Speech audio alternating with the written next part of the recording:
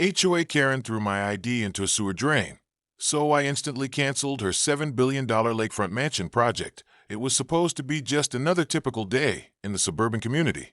But little did I know that it would quickly turn into a battle of wills with one of the most entitled people I had ever met. I had lived in the neighborhood for a while, and for the most part, I kept to myself. However, one afternoon, as I walked past the community park, I ran into Karen, an HOA, Homeowners Association, officer who seemed to take it upon herself to oversee everything in the area, from petty complaints to enforcing every rule in the book. I had been keeping my distance from Karen because of her reputation for being overbearing, but on that day, she crossed the line.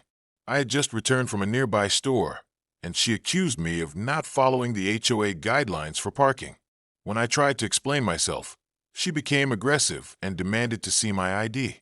I handed her my identification, expecting her to check it and move on. But what happened next was beyond comprehension. Without warning, Karen tossed my ID into a nearby sewer drain, laughing as it sank below the surface.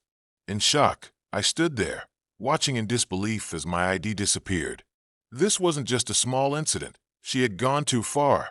The real issue wasn't the ID, but the blatant disrespect and disregard for my property.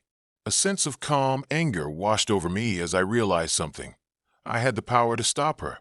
You see, Karen had a massive project underway, a $7 billion mansion she was building at the lakefront, a property that was already drawing media attention.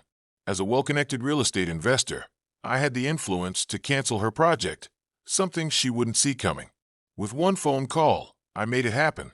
I spoke to the developers and contractors involved and made it clear that I was pulling my investments and connections unless the project was canceled. Karen had no idea that this was coming.